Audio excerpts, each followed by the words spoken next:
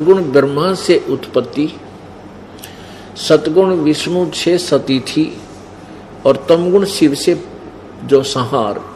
ये जो कुछ भी हो रहा है इसका मुख्य कारण तो ये गीता ज्ञान दाता काल है, जो श्री कृष्ण के शरीर में भूत की तरह प्रवेश करके प्रेत की तरह बोल रहा था। क्योंकि इस काल भगवान को श्राप लगा हुआ है 1 लाख मानव शरीरधारी प्राणियों को नित आहार करने का, खाने का, जिसके कारण ये अपने तीनों पुत्रों से ये अपना ये आहार तैयार करवाता है। यहाँ पर सारा काम बिल्कुल फोर्सिबली करवा जा रहा है, जबरदस्ती करवाया जा रहा है। जीव की कई कति नहीं चलती यहाँ पर, चाहे को कितना अंडी पाक रहा हो, कितना जो है ब्रह्मचारी बन रहा हो और कितना सोचा मेरा जैसा यहाँ सदाचारी नहीं है और झूठ नहीं बोलता, काल ने सबकी घिस काट रखी है। यहाँ जो उत्पत्ति विषय है, जो बच्चे उत्पन्न करने की जो बीमारी इसने ला रखी है, जीव के बस का नहीं इसको रोक सके, चाहे कितनी बात बना ली।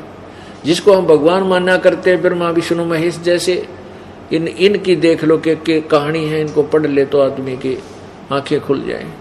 तो ये काल इनको भी नहीं बख्शता। तो ये जो क्रिया ये करवा रहा है उत्पत्ति, और ये यहाँ सती थी एक दूसरे मोह ममता जकड़ रखा हमारे को।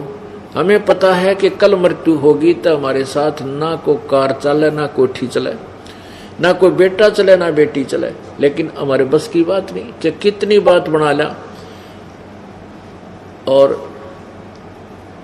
कितना सहनशील आदमी दिखता हो, एक समय इतना क्रोध हो जाएगा मन माने वो बिल्कुल अपने से बाहर हो जाता है। तो ये सब क्रिया कहते हैं, ये जो कुछ भी हो रहा है इसका मुख्य कारण ये काल है। और ये कहता कि मैं इन में नहीं हूं और ये मुझ में नहीं, क्योंकि ये ब्रह्मा विष्णु महेश से दूर रहता है। 21 अपने एक तो 21वें ब्रह्मांड में भी रहता है ये, और प्रत्येक ब्रह्मांड में भी इसने अपना ऊपर के स्थान पर, अपने ऊपर ब्रह्मलोक में एक अलग से गुप्त स्थान बनाया हुआ है, जहां ये अपनी पत्नी दुर्गा को रखता है। और इसने वहां पर 3 स्थान बना रखे, एक रजोगुण प्रधान क्षेत्र, एक सतोगुण प्रधान क्षेत्र, एक तमोगुण प्रधान क्षेत्र। फिर ब्याह करवाया। परमात्मा कहते हैं जब तक हम परम पिता कबीर परमेश्वरी की शरण में नहीं आएंगे, यो काल दाव लगा रहता है, छोड़ देता मन को खुला। यो पता नहीं कितनी साधना करने कहाँ जाता है, किसी ऋषियों से मिलता है, वो जैसे उसको ज्ञान दे देते हैं वो डट कर साधना करता है, उससे एटम बम बन जाता है। कुछ सिद्धि आ जाती है, सिद्धि आने के बाद फिर ये किसी की नहीं मानता, चाहे भगवान आकर समझा दे कबीर साहब, फिर नहीं मानता। थोड़ा सा कोई प्रभु बन जाए, 20, 30, 50, 100, 200 शिष्य बन जाए, फिर ये नहीं मानता। गधा बनना मंजूर है तो उसने सबश दिखा दे के देख तेरे साथ ऐसे बनेगी, तो नहीं मानता। परमात्मा कहते हैं राज तजना सहज है, सहज त्रिया का नेह, और मान बड़ाई ईर्षा वही दुर्लभ तजना ये। तो काल ने तो हमारे नाना प्रकार के फांस बांध रखे हैं कि किसी न किसी में तो यू जकड़ा ही रहेगा। वो तो परमात्मा आते हैं, सभी बंधन काट देते हैं, इसलिए वो बंदी छोड़ कहलाते हैं। अमर करूं सतलोक पठाऊं तात बंदी छोड़। अब काल बख्शा को ना इसने खास तरीका से इस जीव को आखिर में ठाग पटकन का।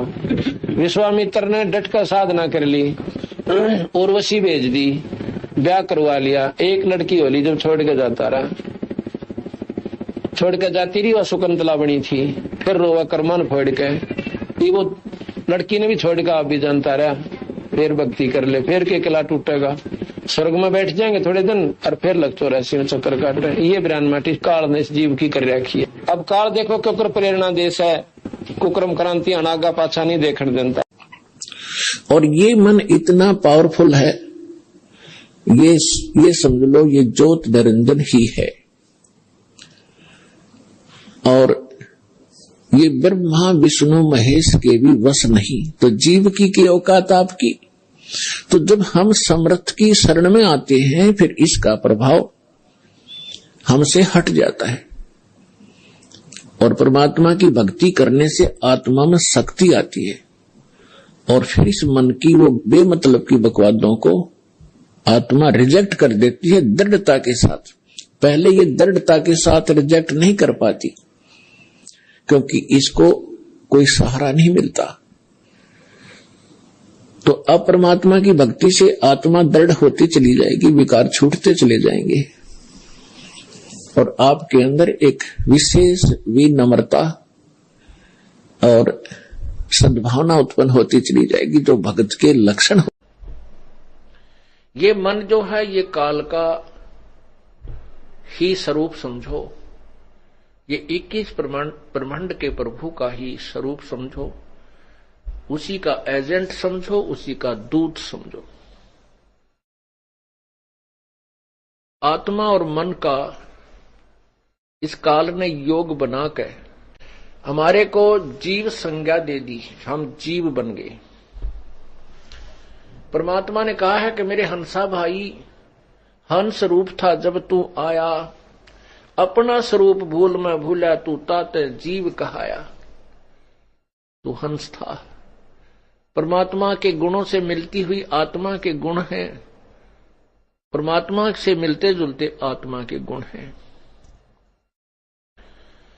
इस काल ने हमारे अंदर इस मन का योग करके, इस मन के द्वारा आत्मा को बहुत मलिन बना दिया और जीव संज्ञा में ला करके छोड़ दिया।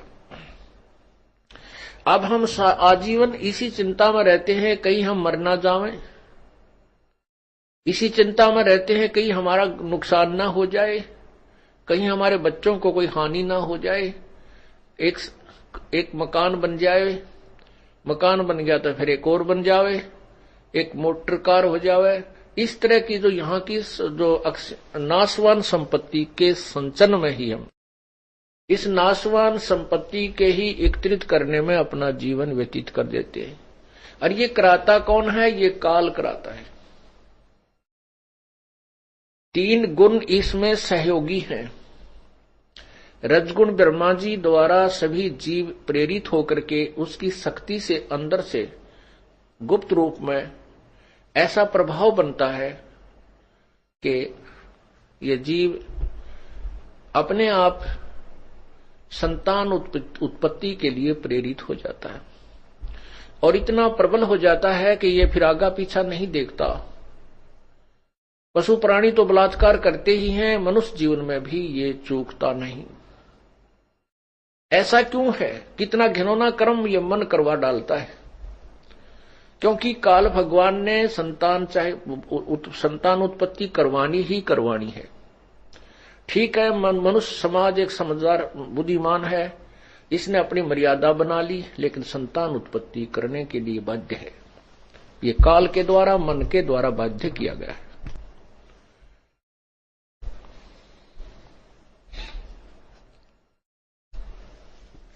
परमात्मा ने क्या बताया है अपनी अमृतवाणी में? अपनी उस मन पापी को नहीं रोक सका। अर्थात कहने का भाव जो दास का है कि इसमें रजोगुण इतना प्रभावित कर दिया जीव को मैं काल ने कि ये संतान उत्पत्ति करा के ही छोड़ देगा, चाहे कोई किसी तरीके से करे। यहां पर सभी कार्य बलात्कार करवाए जा रहे हैं। ये जीव नहीं समझ सकता इस काल के इस भयंकर जाल को। ये तो परमेश्वर आए हैं, उन्होंने हमें बताया था।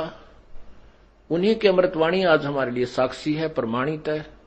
और जिन महापुरुषों ने परमात्मा को पाया है, उसका साक्षात्कार किया है, उनकी अमृतवाणी भी वही प्रमाण दे रही है जो परमात्मा ने सुन के। लेकिन ये मन रजोगुण प्रभावित होकर के उस ब्रह्मा जी के रजोगुण के दबाव में सब कुछ भूल जाता है। ना उसको उसमें जाति याद रहती है, ना उसका परिणाम याद रहता है।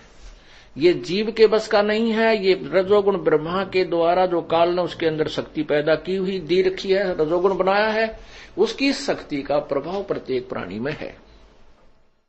जैसे कोई शराब पी लेता है तो उसके बस की बात नहीं, वो क्या बोल रहा है, कैसे कदम लड़खड़ा के रख रहा है, वो उसका दोष नहीं है, वो उसके बस की बात नहीं है। ऐसे ही और ये मन इतना पावरफुल है, ये समझ लो ये ज्योत निरंजन ही है। और ये ब्रह्मा विष्णु महेश के भी वश नहीं, तो जीव की औकात आपकी। तो जब हम समर्थ की शरण में आते हैं फिर इसका प्रभाव हमसे हट जाता है और परमात्मा की भक्ति करने से आत्मा में शक्ति आती है और फिर इस मन की वो बेमतलब की बकवादों को आत्मा रिजेक्ट कर देती है दृढ़ता के साथ।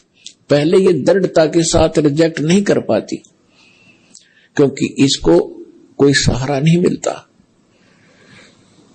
तो अब परमात्मा की भक्ति से आत्मा दृढ़ होती चली जाएगी, विकार छूटते चले जाएंगे और आपके अंदर एक विशेष विनम्रता और सद्भावना उत्पन्न होती चली जाएगी जो भक्त के लक्षण